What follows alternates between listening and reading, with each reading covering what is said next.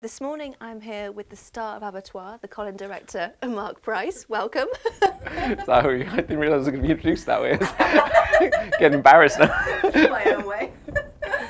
Welcome back to Rebekah Smith. Thank you. Last time you were here, you were doing a live commentary for the USA DVD release. And now the film's going to be released in Japan, Colin, is that right? That's right, yeah. We've got Japanese release. I think it's released in cinemas in Japan as well, which is kind of strange, but really exciting. I'm not sure it holds up on the cinema screen. It's made on a very cheap camcorder, you see. So. Oh, it'd be fantastic. So there'll be subtitles, won't there? I think it's subtitled for the cinema release. I think the DVD they're doing is going to be dubbed as well. I can't wait to see it dubbed. It'd be brilliant. Dubbed into Japanese. Have you seen the posters yet? I haven't, no. I think they might be going with the artwork that Richard Blackburn designed, which is, I think, the poster you've got there. I think they might be going for that. I hope so, because I really like what Richard did. Yeah, it's beautiful, isn't it? Yeah, I think he did a really good job. Just grabbed an image from the film, and hopefully it doesn't lie to, because it was a big mistake, I think, was when your poster, your artwork lies to the audience, and they think, oh, how are we going to get a movie with the world in ruins and flames, and then they watch it and they see it's a cheap little camcorder movie.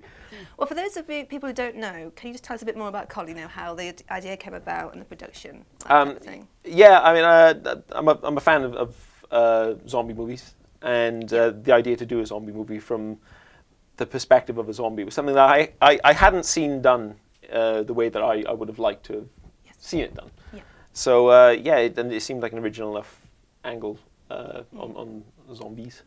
So we came up with the idea for this for Colin, and it was just we just wanted to make a story that was very engaging on an emotional level for the audience. And the idea when we were making it was to really take advantage of everyone's talent, not just as actors but as problem solvers. And I think I'm really happy with how the film sort of turned out. Can you tell us more about your next film?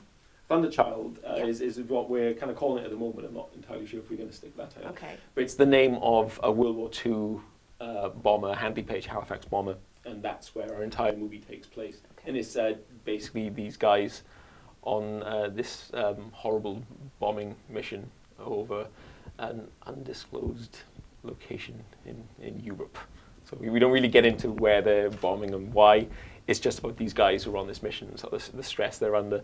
And then a monster gets on the plane. Wow, it sounds great. It sounds kind of lame when you sort of like sum it up like that, but the way we've worked it hopefully is something that's quite unique. We've got a fun little allegorical monster that sort of hopefully plays a nice little part for our last act of the movie.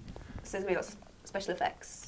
Yes, we're looking to start our own visual effects company to try and take care of that ourselves, just to make sure that the quality is believable and realistic, which is what we want. We don't want people to look at the film and say, oh, it's good considering the amount of money that we're spending. We want people to watch it. We want it to be able to stand alone with other movies that are released in cinemas. Have you got any tips for any budding filmmakers who are going to do low budget films, how they can get started?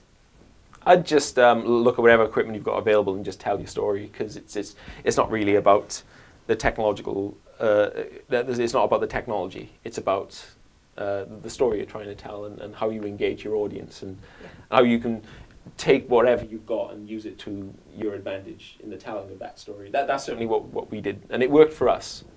Great. Well, that's fantastic. Well, thank you very much for talking to us. Cool. Thanks for having me. Enjoy the rest of Ffresh. Thank you. Thank you.